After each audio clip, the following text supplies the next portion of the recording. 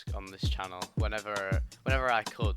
I did a Let's Play of this game many years ago, like 4 years ago or something. I finished it 3 years ago because I wasn't very good at Let's Plays, and to be honest, I've never been cut out for them. There's a lot of games I really like. I've played a lot of games since I was younger. I've been playing games forever, basically. And unfortunately, recently I don't play games as much, which is a shame. And I don't know why. Maybe it's because I'm just not as interested in most of the games coming out. But there are still lots of games I find really interesting, but not just like really good, but fascinating.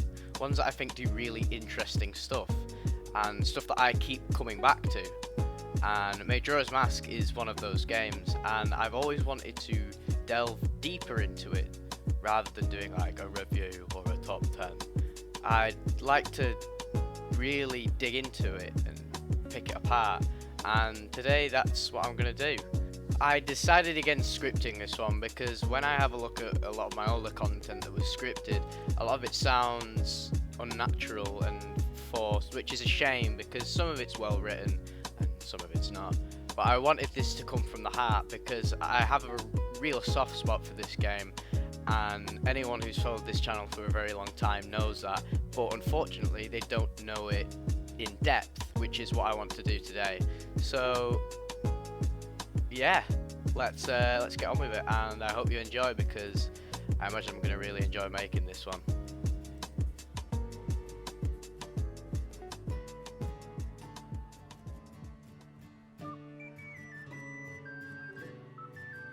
It's been just under 16 years now that Majora's Mask was released on the Nintendo 64, but unfortunately I didn't get the chance to play it that early as I was far too young.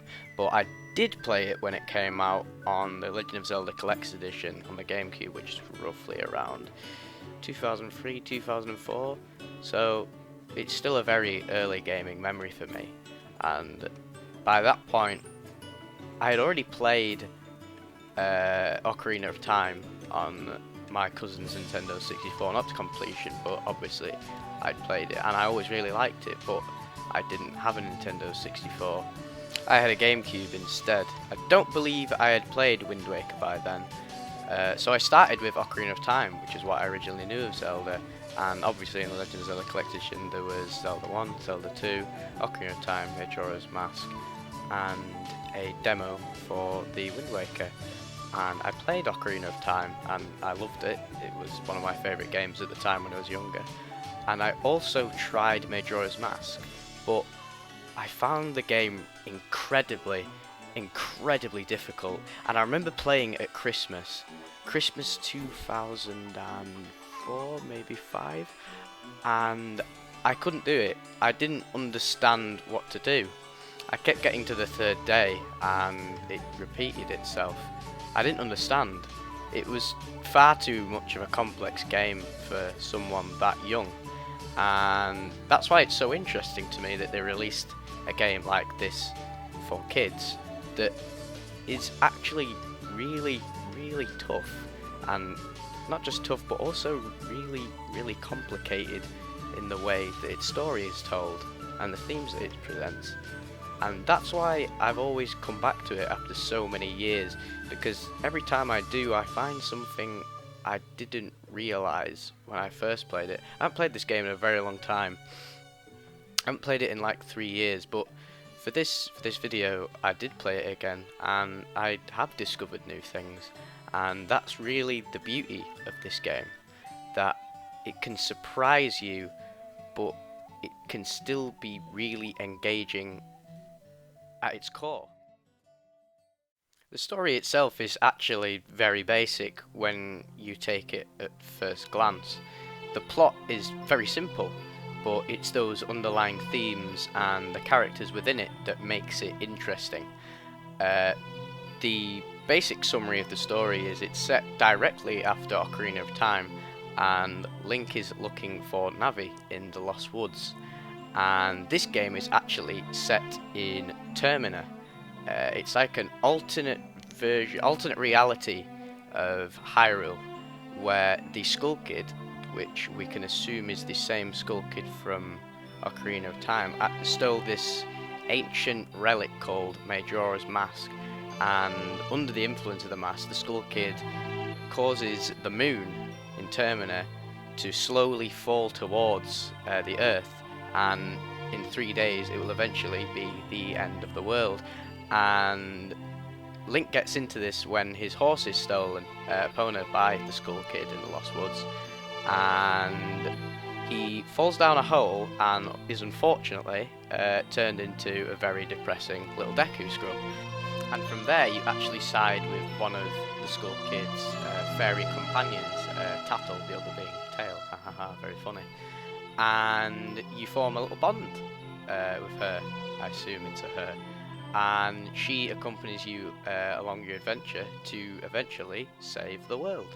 And that's really the basic plot of it. That's really the beginning of the game, and throughout you visit lots of locations, you help lots of people, and you do actually end up saving the world. You stop Majora's Mask, you save the Skull Kid, you save Termina, and the man who's been assisting you, the Happy Mask Salesman, disappears, and we can assume that Link returns back to Hyrule. Very basic when you just look at it from that perspective, but if we delve deeper into it, we see that the game is actually a lot more than meets the eye. The purpose that Link takes on as the protagonist of the story is to cure people's suffering, and with which death is usually associated. In fact, the masks that you actually use within the game are essentially the souls of people who have died within each location, being the Deku of the Swamp, the Goron of the Mountain, and the Zora of the Ocean. But it's not just the people within Majora's Mask that are suffering, it's also the landscape itself. The mountains are stuck in a snowstorm, the ocean is it's decaying, the canyon is dead, literally dead. It's also interesting that the land itself is called Termina, which almost sounds like terminal, which is defined as something that is leading to death. A slow death, usually, like someone who has a terminal illness. For Link to stop the people suffering, he must go to the locations of the swamp, the mountain, the ocean, and the canyon to awaken these 4 giants that are all sealed away, as they're the only ones who can stop the moon from crashing. And when you first enter Termina, you enter Clocktown before going to all these places. It's literally the hub of the entire game. And you must travel to each places in this corresponding order: the swamp, the mountain, the ocean, and finally the canyon. And in each area, people are suffering in different ways. Clocktown is in denial. You talk to a lot of the characters there, and most of them don't even believe that the moon is going to fall. A notable example being the carpenter. He believes so strongly that the moon isn't going to fall that he actually argues with the mayor in a very funny scene where the mayor is just completely clueless.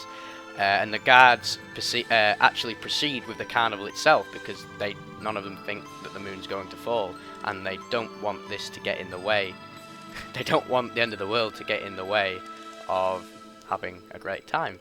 When the final day actually does come, he's still in Clocktown, and while most people have actually fled, he's still there. On the flip side, in the swamp, everyone just seems to be very, very angry at each other. The Deku King is angry because the Deku Princess has been kidnapped, and he actually takes his anger out on the monkey that is completely innocent, but they want a scapegoat because they don't actually want to acknowledge the problem at hand.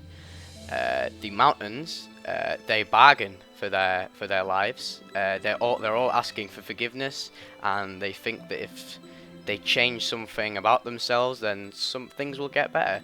Darmani, the Goron that you take the appearance of when you place the Goron mask on yourself, he also begs Link for forgiveness and asks him to extend his life. And this is a theme of bargaining. And I'm going into this because a highly discussed matter of this game is that it actually adheres to the, I don't know if I'm pronouncing this right, the Kubler-Ross model.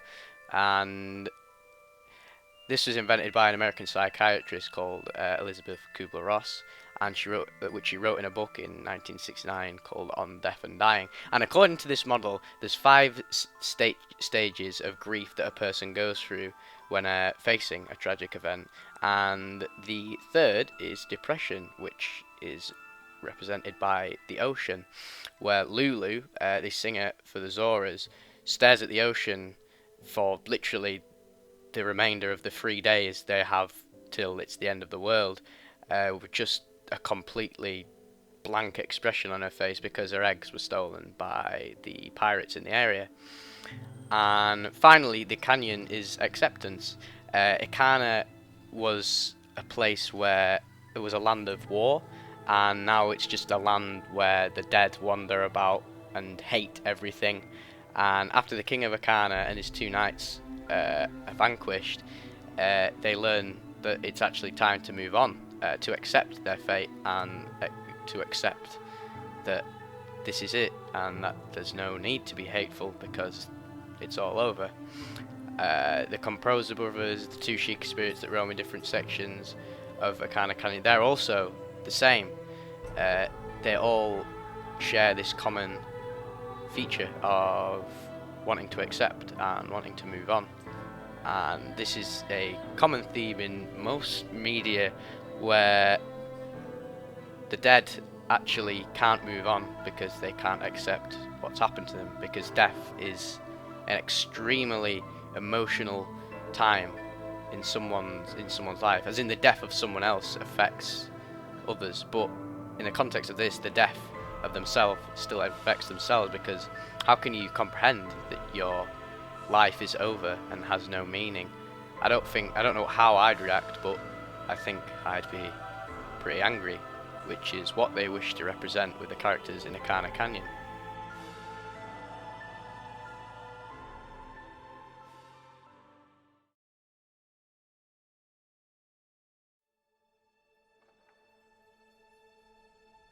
A lot's been said about this game, about how it's not just a really well crafted exploration of certain themes, but that it also acts as a life lesson to players, which seems pretty silly looking at it, because Zelda it's a kids game, and games often don't achieve levels of thematic brilliance that films or books do.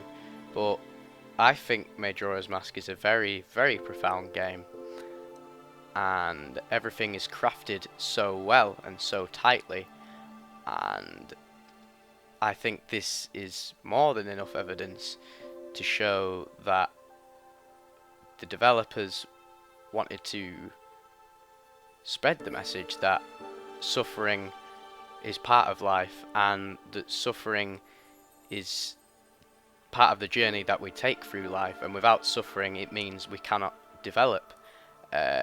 People can't help but feel sadness all the time in their lives.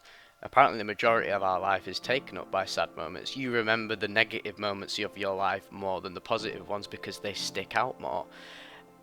But because of the suffering that you experience, the positives feel all that greater.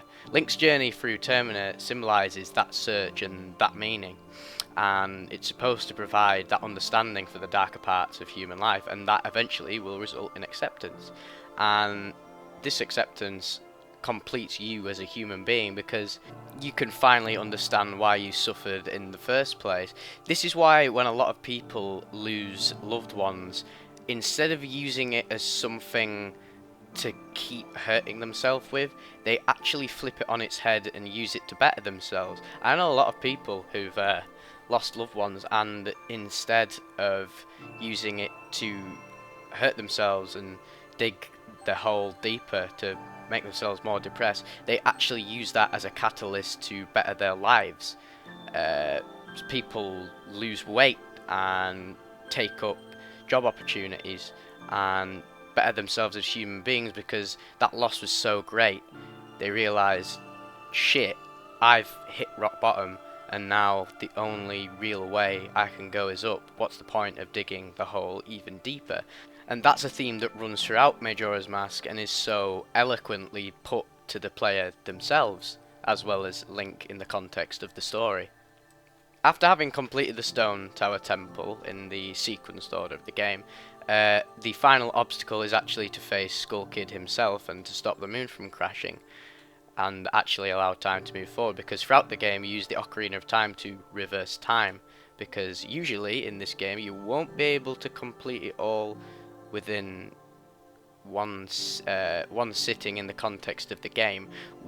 So much time will pass in the in-game clock. Like, say you beat the swamp and you're on the 3rd day, you will have to erase your progress. And this is it's very sad in the context of the game and for the context outside of the game. It's sad for Link as a character to see what is being undone, and it hurts the player because they feel as if their progress has been nullified. And that bond between Link and the player really elevates this game to the next level. Instead of just seeing it as your progress being nullified, you see, shit, I did these things for these people because I care for them as characters, because they are such rich and developed characters. And to see them go through the same things again is sad, because at the start of the game there is nothing but sadness. There is nothing but grief and depression. And by the time you finish with these characters' story arcs, you will have to erase time, and in some cases you may have to do it all over again, or may not have time to do them all. And I've always seen this as a way of saying that while it's good to help as many people as possible, you can't help everyone, but instead you should try to do it. You should try to help everyone, but ultimately you may not succeed in every possible regard. You can in the context of the game, if obviously you're very fast and try and do everything, but there are conflicting paths you can take in regards to quest lines, and you can miss stuff very easily. And there's so much on your plate as a human being to do good for everyone that it can be hard. The problem is that Link is the only person helping these people. No one else is actually aiding in your quest to cure the world of its grief. And I feel like that's a commentary on the fact that there are so many just good Samaritans instead of a collective group of good Samaritans that do good things for other people, no matter the odds and no matter the person. And I feel like it tries to teach you as a human being to act upon the ideals presented in the game, but also share them with other people and say, hey, if we work together, maybe there won't be any suffering. And this brings us on to a very interesting, dichotomy between the intentions of Link and his actions. And while you are in the moon, you go into the moon. It's very trippy, and it's one of the most memorable parts of the game. It's pretty awe-inspiring when you reach the inside of the moon, which is just simply just a tree. It's all very trippy and psychedelic, and it just adds to the great atmosphere of this game. But while there, you speak to children who look very similar to the Happy Mask Salesman, just looking particularly young. You speak to a child wearing Majora's Mask, and he says this.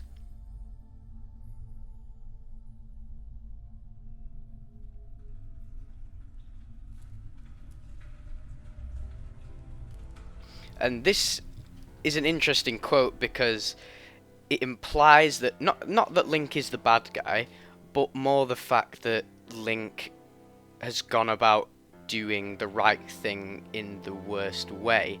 And what I mean by that is that Link is actually delaying the process of death by preventing the moon from crashing into Termina. Everyone in Termina, and everything in Termina is suffering. The land, the people, the land itself is called Termina, which I said before alludes to being terminal. Furthermore, Link actually just takes it upon himself to save everyone rather than letting them save themselves from their own suffering. He disguises himself as the inhabitants of each respective location, and he doesn't actually let the people know that the person he is dead.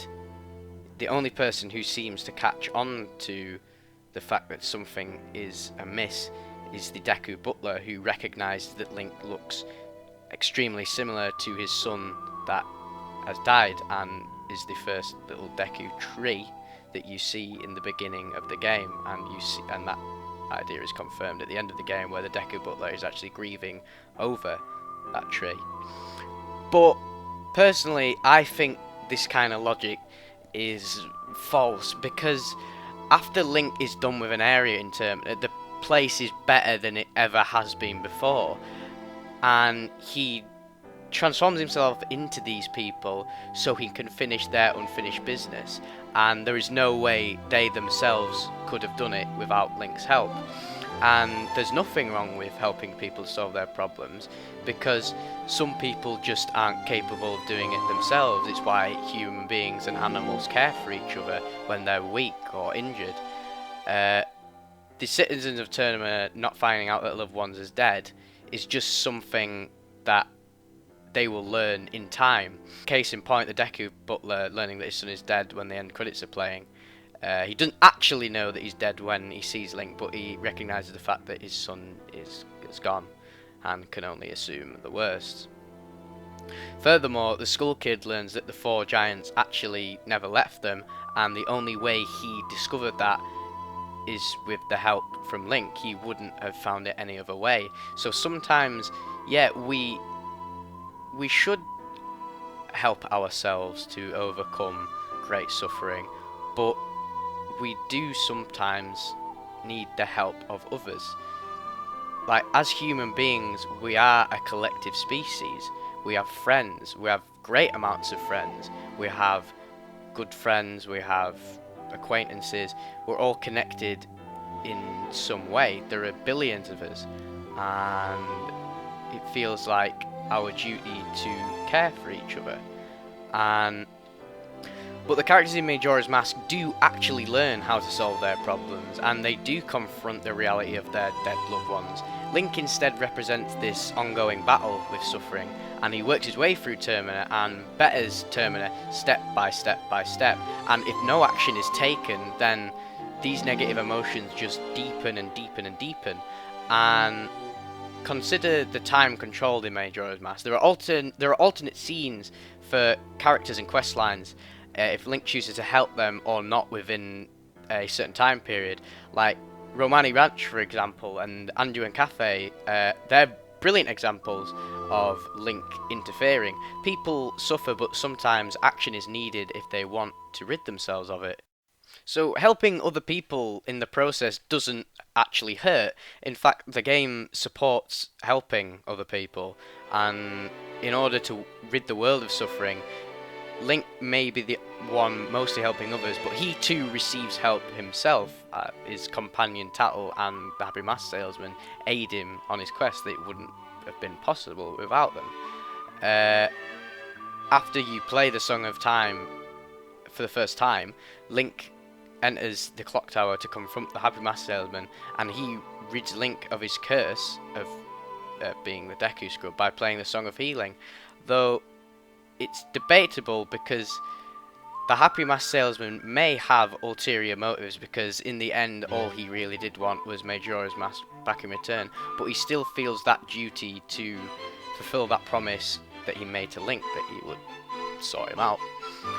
And Link receives rewards from the inhabitants that he helps out. Literal gameplay rewards. You receive rupees, new items, masks that do different things, new equipment, and depending on these items that Link receives, they can help aid him like a great deal during the quest, even allowing him to forward the entire game.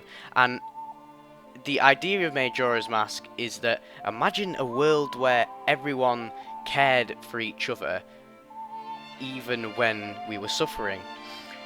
A lot of the time when people suffer in real life, they take up things that just worsen them. Say if a loved one died and you started taking up smoking, you're taking up smoking not because you want to, you're taking up smoking because you think it will take your mind off the grieving that you're suffering with, when instead there are so many other options and there are so many people to actually speak to. But people are too complacent with just wallowing in their own suffering, which doesn't solve anything. By the time of the end of the game, the moon's disappeared, it's turned into a rainbow, everything's as generically happy as it can be. And it's presented as generically happy because when people suffer and overcome suffering, it can be literally the greatest time of their entire lives. And it's that result and reward for battling suffering that you actually end up healing yourself. And Majora's Mask as a game takes a journey to all the really dark parts of the human mind that are represented in Link's travels in Termina, and it was a very smart idea for the developers to isolate certain degrees of suffering within different areas, and each individual person has their own worries, and to find out about these worries you actually have to speak and engage with people. And in order for us to bond and engage with people in real life, you have to get to know them. There are some people you might look at or get first impression, you're like, oh, he's a proper dickhead. But when you actually go and speak to them, you'll find semblances of a decent person within them. And maybe the reason you don't like them is because they're outwardly negative because they've suffered in their lives. And to suffer is to go through a really tough battle, but it can be conquered, and which is represented in Link's quest. Everything is so depressing up until the end of the game, literally. And the reward for Link himself is to walk off knowing he's done good, and the reward for the player is to see their actions throughout the game result in happiness. And this is why stories usually have happy endings, because it's the lesson to overcome great adversity and to reach out to others and help them in the process. And Majora's Mask as a piece of fiction serves as a guide transfer into an actual art form on how to conquer pain. And I've always think that's why this game has stuck with me. Having not played it in years and playing it again, I still have all those same initial strong emotions that resonated with me the first time I ever actually played this game at a very, very young age. And it's important for art to do this. You'll see so many people everywhere who say that films, books and blah blah blah change their perspective on the world. And it's important for art to do this because art is an expression of the artists themselves, and I can imagine that the developers themselves actually went in to make the game as profound as it is, because not only are games forms of entertainment, they are an art form, and there are so many games that do great things like Majora's Mask does. There are so many films and books that do the great things that other pieces of art do. They open your mind to certain things. This is why when people read certain books, it changes them, because even if they don't want them to, but because they've gained insight and knowledge from other human beings. People often think it's a massive shame that not all art does this, but I disagree, and I think there's a very good place for basically popcorn entertainment, stuff that you just watch to be entertained and you just zone out and just watch a screen or play a game, something that has no rhyme, reason or thought to it. But these are important because they fill a space where other art can coexist as well. If all games were like Majora's Mask wouldn't be special.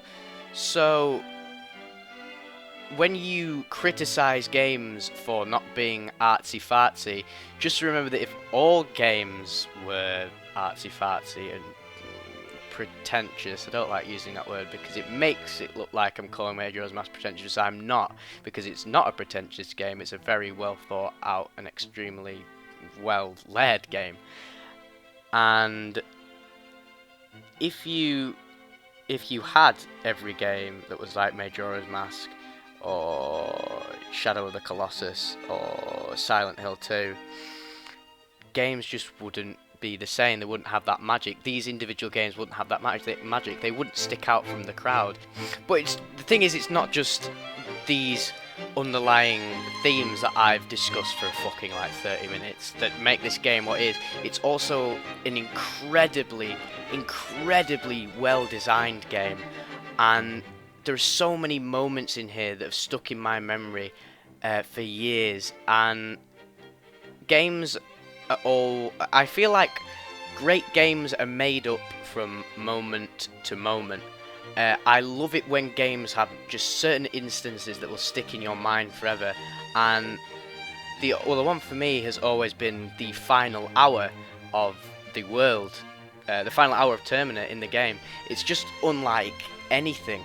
It's just unlike anything ever done in any game, and no game's actually done anything like Majora's Mask, and I think that's a good thing. People always say they want Zelda to emulate Majora's Mask, and they tried that with Twilight Princess with a dark atmosphere, and while that game was very enjoyable, it missed the magic of Majora's Mask, and I don't think any other game could really get it as well as this game did, because it comes from a well-ingrained franchise in gaming that is often seen as quite happy and charming. While Ocarina of Time had its dark moments, it's a very uplifting, happy-looking game. It just fills me with joy to play that game because the music, the art design, and all of the design elements that went into making that game are just so pleasing. Not just from an aesthetical viewpoint, like from a gameplay perspective, it's a pleasing game to play. It's fun, but Majora's Mask isn't fun, I would argue. It's more something that I just love to observe and experience, really. Like, you don't have fun playing a horror game. You play it because of how engaging it is. And this type of, and this, like, design ethic is, like, perfectly encompassed in the final hour of the game. As you watch like the clock move its way down, you truly feel like it's really the end of the world. And as time gets closer to the end and the clock tower begins dinging every second or so, it's stressful, it's tense, and you know if you slip up and do something wrong, it could literally be the end of the world and the end of your game. And the music repeats and repeats and repeats, and it's oppressive. It's harrowing, and it's not nice, but it's engaging because you've come this far in a journey. You want to see it through, and everything has just led up to this point. You look up to the sky, and the moon has slowly and slowly and slowly descended over the past 3 days, and it's one of the most oppressive elements of the game. It's a very disturbing looking element, and it could be said that the moon is sad or angry or confused. There's so many interpretations of the moon, as there is so many other interpretations of every single element of this entire game. And that's what's fun, is that the game is mysterious. Not a lot of stuff is explicitly stated. Themes are open to interpretation, and the mysteries that the game leaves you are open to interpretation, such as how is the Happy Mask salesman capable of doing anything? Is he some ethereal entity? This type of theory is actually backed up when the Happy Mask salesman literally disappears at the end of the game. And whether this is due to technical limitations, I don't know. But I feel like the game is so well crafted that they did use this fade effect to imply that maybe the Happy Mask salesman is more than meets the eye. And if it was a technical limitation, it's a fantastic use of technical limitations because it made such a thought-provoking scene. And to be honest, this entire game is almost an advanced technical limitation, if you could say, because they were limited on the art assets that they could create in the time they took to make this game. They didn't have a lot of time to make it since the release of Ocarina of Time. They worked on it pretty fast, so this is why there are so many reused art assets. It's why so many characters from Hyrule reappear. But this gives the game a sense of familiarity and a sense of uncomfort almost, and it's interesting to have known of these characters in the previous game and to have them explored in Termina, and it really hammers home that alternate reality vibe to the whole game, where possibly this could be some purgatory, because there are theories that Link was actually dead the entire time, and that has been done to death, and I don't want to get into it here, but there are so many videos you can see that fully explore this idea. And a video I highly recommend is Majora's Mask Symbolism by EMC Prophet. It's an incredible video, it's a free parter, and he expresses a lot of the ideas I've tried to convey in this video in a funny way and in a much more articulated way. It's a really good video. I hope you check it out. The game just couldn't have been done in any other way bar the time mechanic, and it's not a fun mechanic. It can get in the way of gameplay at times, but it's good that they decided to use that. It's unique, and coming off from Ocarina of Time, this shock of a twist in gameplay and a twist in atmosphere is just so beautifully conveyed that it's no wonder why so many people have such visceral reactions to this game. And I can't imagine any other game attempting this. This is literally one of a kind. Nothing can be done like this, and a direct sequel to Majora's Mask would be complete and utter blasphemy. There are just so many elements of this game you could pick apart for hours and hours and hours, and I've spoke for far too long, and I could speak for forever, and there's so many things I just haven't covered. Just things that come to the top of my head, like I just find it so interesting that Majora's Mask itself is in the shape of a love heart, but is adorned by spikes and strange patterning, and that can resemble the idea that at the heart of any evil person there is actually a heart, a human being, and people are corrupted by suffering, and we have to work together to fight suffering and utilize suffering to better ourselves. It's incredible. It really is incredible, and it is one of my favourite games. I don't know if it is my favourite game. I played a lot of games and my opinion changes a lot of the time. Sometimes I prefer atmosphere over mechanics, and sometimes I just love mechanic based games with bare bones story that I just love to enjoy, that feel like a work of passion from an artist. But not only is this an experience to play, it's fun to be engaged with these characters and this story. It is also an exercise in artistry, an exercise in passion for a project, more so than most games that come out, and that's why it has always stood the test of time as one of my favourites. And I also just don't think it could work on any other console. I haven't played the 3DS remake, and I don't think I want to, because with the polygonal rendering of the entire game, and coupled with the sadness and strangeness of its artistic style, the peculiar geometric patterns, the psychedelic imagery, it creates this really surreal look to the game, almost like maybe what's happening isn't real, and that sense of doubt that it instills in the player is incredible, and not enough games do that as well as this one. And it's the people of Termina and their situations that will eventually just stick in your memory though. I do honestly remember all of these side quests off by heart how they go. And it's not the actual plight of the world ending that is the sad aspect of the game. Like so many post-apocalyptic games games that are set during an apocalypse or an end of the world scenario, any fiction that's set in an end of the world scenario, it's It's not the actual idea of the world ending, it's how people deal with it and the circumstances which will come of the world ending. Whatever your interpretation of the game, be it the involvement of suffering within our lives, the idea that we struggle for an identity, because many people see the fact that the game uses math so much as Link.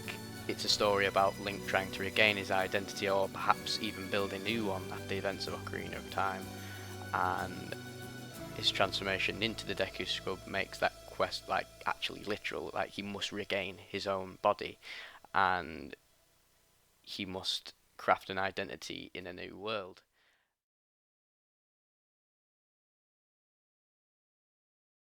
But regardless of your interpretation and how you look at this game, it's so easy to identify Majora's Mask as being one of the strangest and most surreal games ever made, let alone one of the most saddest and strangest Zelda games.